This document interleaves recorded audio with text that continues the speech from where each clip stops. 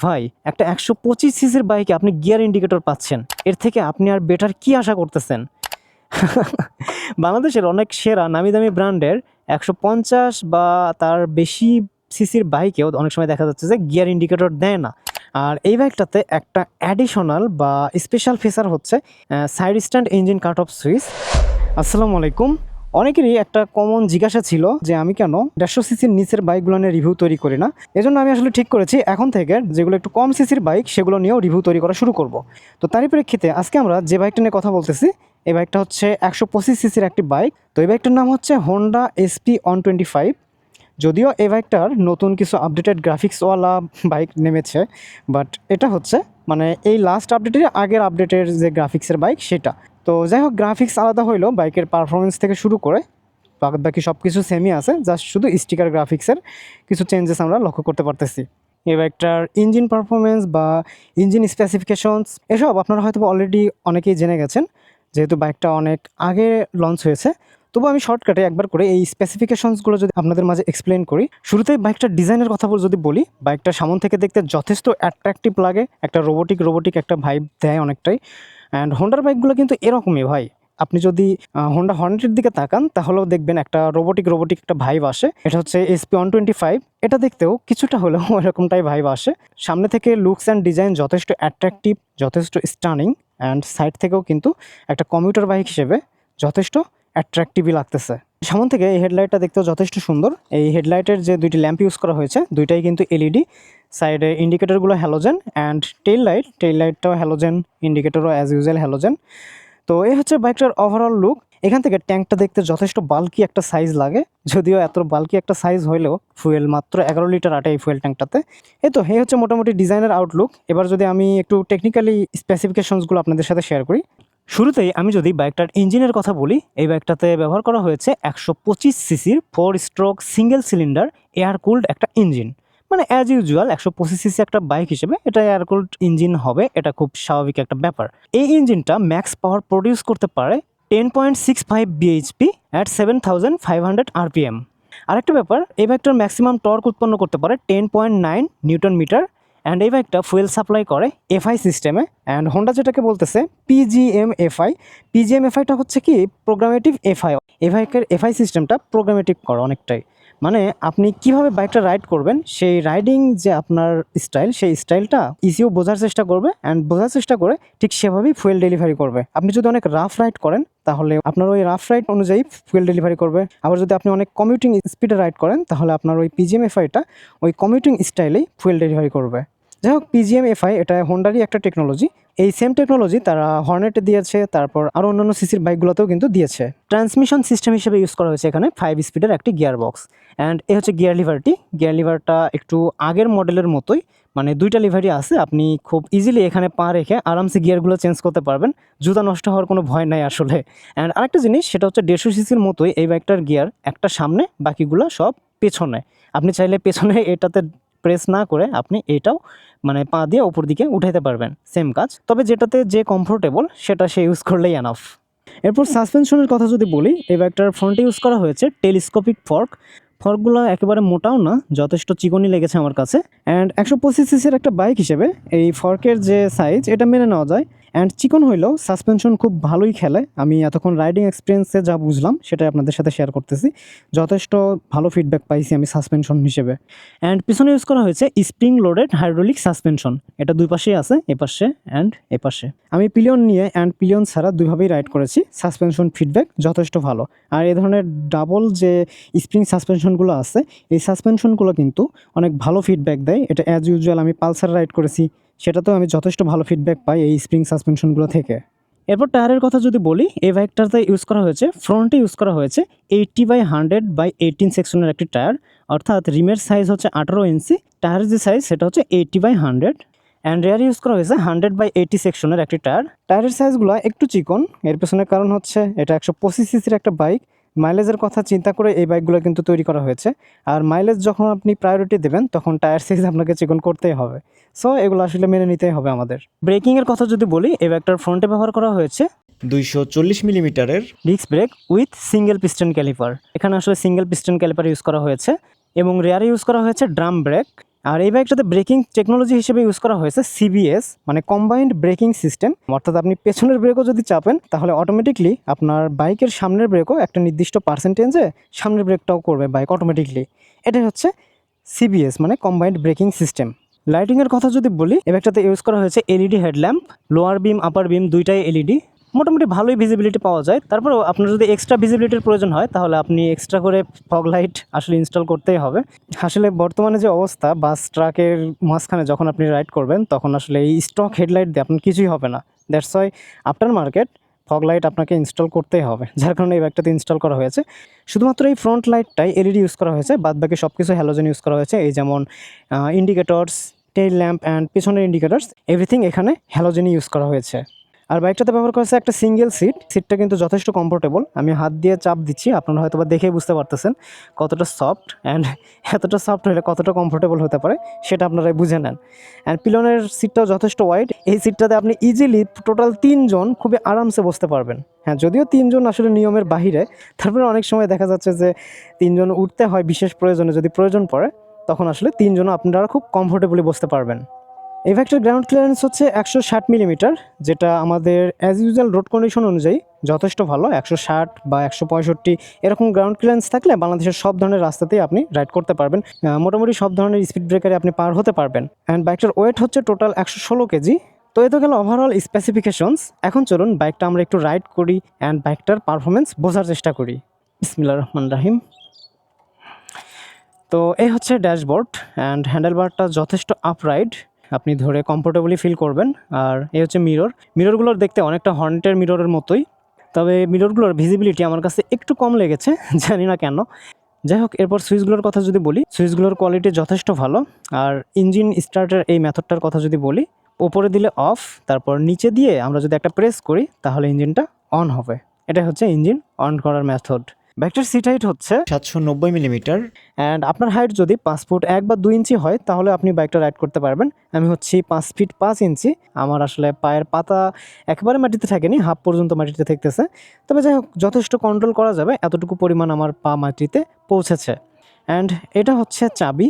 তবে চাবিটা আমার কাছে এতটুকুও ভালো লাগে নাই, অনেকটাই ব্যাকডেটেড চাবি। কেন জানি মনে হচ্ছে এটা আমার বাসার ড্রয়ারের চাবি।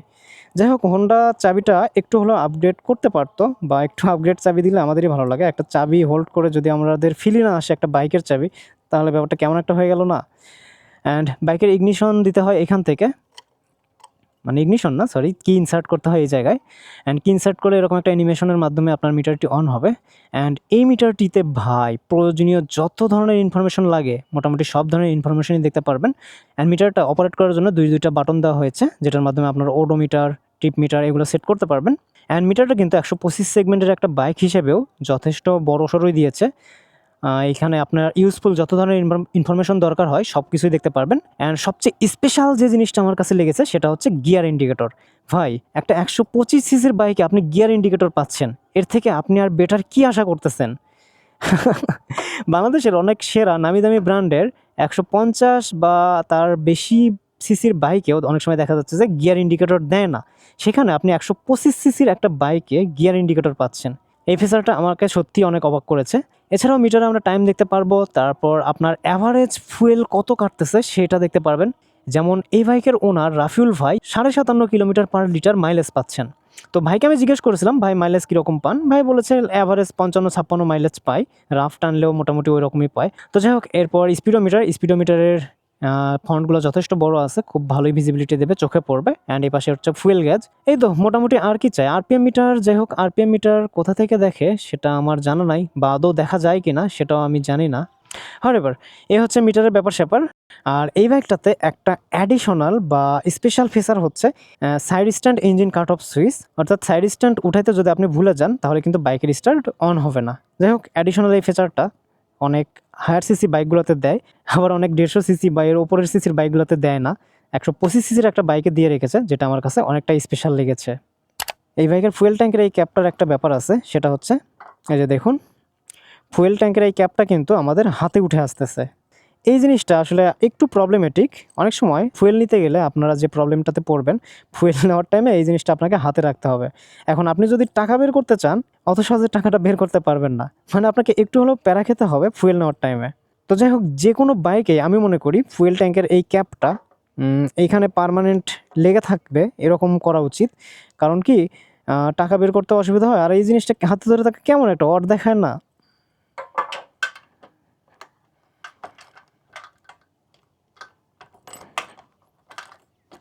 লেগেছে।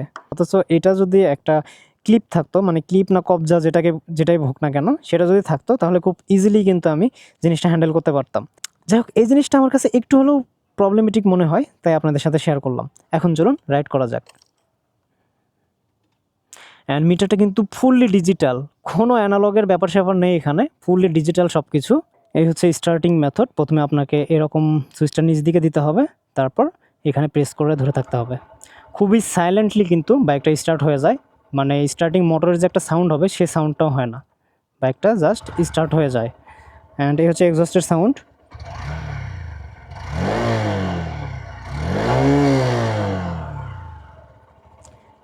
যাই হোক, 125 সিসির একটা বাইক হিসেবে এক্সস্টটাও যথেষ্ট লাউড আছে।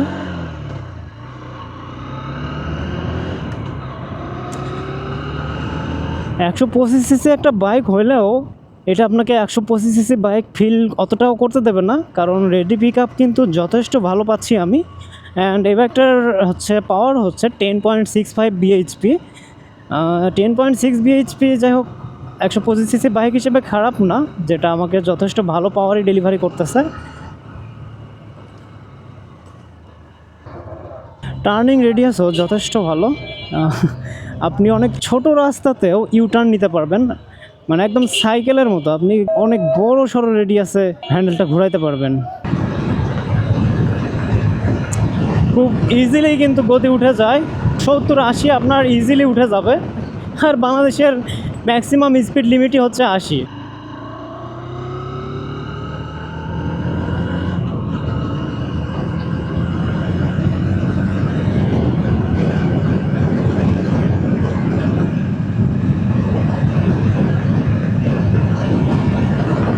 তো এখন চলুন আলোচনা করা যাক এই বাইকটার কিছু ভালো এবং খারাপ দিক নিয়ে। ফার্স্ট অফ অল, আমি যদি বাইকটার কিছু মন্দ দিকগুলো নিয়ে আলোচনা করি, এই বাইকটার সর্বপ্রথম যে জিনিসটা আমার ভালো লাগে নাই সেটা হচ্ছে বাইকটার পাওয়ার। এই বাইকটার ম্যাক্স পাওয়ার হচ্ছে 10.65 বিএইচপি, যেটা অ্যাভারেজে বাংলাদেশের অন্যান্য ব্র্যান্ডের বাইকগুলোর মধ্যে, মানে 125 সিসি বাইকগুলোর মধ্যে কিছুটা কম মনে হয়েছে আমার কাছে। তবে পাওয়ার কম হইলেও বাইকের পারফরমেন্স মাইল্ড বলা যায়, মানে একেবারে বেশিও না কমও না, অ্যাভারেজ একটা পার্সেন্টেজ বলা যায়। সেকেন্ড যে জিনিসটা আমার কাছে অ্যাভারেজ লেগেছে সেটা হচ্ছে বাইকটার ব্রেকিং সিস্টেম। এই বাইকটার ব্রেকিং সিস্টেমে কোনো অ্যাডভান্স টেকনোলজি যেমন এভিএস দেওয়া হয় নাই, আর পাশাপাশি বাইকটার পেছনে কোনো ধরনের ডিস্ক দেওয়া হয় নাই। পেছনে ব্যবহার করা হয়েছে ড্রাম ব্রেক। বাইকটাতে ব্রেকিং টেকনোলজি হিসেবে ব্যবহার করা হয়েছে আগের জেনারেশনের ব্রেকিং সিস্টেম সিভিএস। আর পাশাপাশি বাইকের টায়ারগুলো আমার কাছে অতটাও ওয়াইড মনে হয় নাই, তবে টায়ারগুলো চাইলে আরেকটু মোটা দিতে পারতো, তাহলে আমরা বেটার ব্রেকিং পাইতাম। তবে টায়ার আবার মোটা দিলে বাইকের মাইলেজ কিছুটা ড্রপ করতো, বাইকের ওয়েট কিছুটা বেড়ে যেত। হ্যাঁ, যাই হোক, পেছনের ব্রেকে অন্তত ডিস্কটা দিলে পারফেকশনটা হয়ে যেত বলে আমি মনে করতেছি। মোটামুটি বাইকটার খারাপ দিক খুবই কম। খারাপ দিক বলতে এ কয়টাই। এবার চলুন আলোচনা করা যাক এই বাইকটার কিছু ভালো দিক নিয়ে। ফার্স্ট অফ অল, এই বাইকটার ডিজাইনটা যথেষ্ট রিফ্রেশড, অ্যান্ড এই বাইকটার কিছু নতুন ডিজাইনার গ্রাফিক্সের বাইকও নেমেছে। আর এই বাইকটা কিন্তু রিয়েল কমিউটিং ফ্রেন্ডলি। ডিজাইনের মধ্যে রয়েছে এর new LED headlamp, aggressive style fuel tank. Second যে জিনিসটা ভালো লেগেছে সেটা হচ্ছে বাইকটার মিটার। এই বাইকটার মিটার কিন্তু অনেক অনেক বেশি ইনফরমেশন প্রোভাইড করে।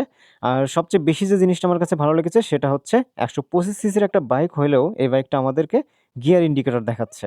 এই ফিচারটা অনেক সময় দেখা যাচ্ছে যে অনেক 150 সিসি বা 155 সিসির বাইকগুলোতেও দেয় না। আর বাইকটার মিটারে কিন্তু অনেক ধরনের ইনফরমেশন আমরা দেখতে পাচ্ছি। ফুললি ডিজিটাল ওডোমিটার, তারপর কত কিলোমিটার মাইলেজ আমরা পেতে চলেছি, কত মাইলেজ পাচ্ছি, এই ধরনের অনেক অনেক ফিচার্স এই মিটারে আমরা পাচ্ছি। থার্ড যে জিনিসটা আমার কাছে ভালো লেগেছে সেটা হচ্ছে বাইকটার মাইলেজ। এটা কিন্তু আসলেই অনেক অনেক মাইলেজ ফ্রেন্ডলি একটা বাইক। কোম্পানি যেটা ক্লেম করতেছে এই বাইকটা থেকে আপনি অ্যাভারেজ 65 কিলোমিটার পার লিটারের মতো মাইলেজ পাবেন। মোটামুটি এমনই মাইলেজ পাবেন যদি আপনি অনেক জেন্টলি রাইড করেন। আর যদি আপনি অ্যাগ্রেসিভ রাইড করেন তাও আপনি 55-র নিচে মাইলেজ কখনোই পাবেন না বলে আমি মনে করতেছি। বাইকটাকে একটা রিয়েল কমিউটার বাইকই বলা যায়। অ্যান্ড সিটটা যথেষ্ট ওয়াইড অ্যান্ড যথেষ্ট সফট। খুব অনায়াসে 2 জন তো বসতে পারবেনই, চাইলে 3 জনও বসতে পারবেন। এবং আরেকটা ইম্পর্টেন্ট ব্যাপার যেটা আপনার ভালো লাগবে সেটা হচ্ছে বাইকটার বিল্ড কোয়ালিটি। হোন্ডা কখনোই তার কোয়ালিটি নিয়ে কম্প্রোমাইজ করে না, সেটা যে কোনো বাইকেই হোক। এই বাইকটাতেও কিন্তু যথেষ্ট ভালো বিল্ড কোয়ালিটি দিয়েছে। বাইকের সুইচ কোয়ালিটি থেকে শুরু করে বাইকের বডি এবং অন্যান্য প্লাস্টিক পার্টসের কোয়ালিটি যথেষ্ট ভালো, যথেষ্ট ইমপ্রুভড। সব মিলিয়ে দেখা যাচ্ছে যে বাইকের খারাপ দিকের থেকে ভালো দিকই বেশি। একটা 125 সিসির বাইক হিসেবে এই বাইকটাতে যে ফাংশনালিটি, এই বাইকটাতে যে ফিচার্সগুলো আমরা দেখতেছি, এই ফিচার্সগুলো কিন্তু অন্যান্য অনেক 150 সিসির বাইকেও দেখা যায় না। এই যেমন 125 সিসির একটা বাইক হলেও এই বাইকটার মিটারেই আমরা গিয়ার ইন্ডিকেটর দেখতে পাচ্ছি। অ্যান্ড আরেকটা প্রয়োজনীয় একটা ফিচার হচ্ছে side stand engine cut off. অনেক সময় আমরা স্ট্যান্ড উঠাইতে ভুলে যাই, এই জন্য বিপদের সম্ভাবনা থেকে যায়। বাট এই বাইকটাতে সাইড স্ট্যান্ড বা kick stand engine cut off switch দেওয়া আছে। আমরা যদি ভুলবশত স্ট্যান্ড উঠাইতে ভুলে যাই, ইঞ্জিন কিন্তু অটোমেটিকলি অফ হয়ে যাবে। এই ধরনের অনেক ফিচার্সই আছে যেটা 125 সিসির একটা বাইক হিসেবে বলা যায় এই বাইকটাতে অনেক অ্যাডভান্স কিছু ফিচার দিয়ে রেখেছে। ফাইনাল ভার্ডিক্টে আমরা খুব সহজ ভাষায় যদি বলি, আপনি যদি খুব কম খরচে, কম মেনটেনেন্সে ভালো মাইলেজের একটা বাইক চান, তাহলে হোন্ডা SP 125 এই বাইকটা আপনার জন্য একটা গুড চয়েস হতে পারে। আপনারা যদি কেউ চান এই বাইকটা নিয়ে আমরা একটা লং ট্যুর দেই, আমি সেটাও হয়তোবা করব। খুব রিসেন্ট হয়তোবা এই বাইকটা নিয়েই একটা পাহাড় ট্যুর দেবো ইনশাআল্লাহ। আশা করছি ভিডিওটি আপনাদের কাছে ভালো লেগেছে। ভিডিওটি যদি ভালো লেগে থাকে তাহলে অবশ্যই বাইক ক্যানভাসের সাথেই থাকবেন। আল্লাহ হাফেজ।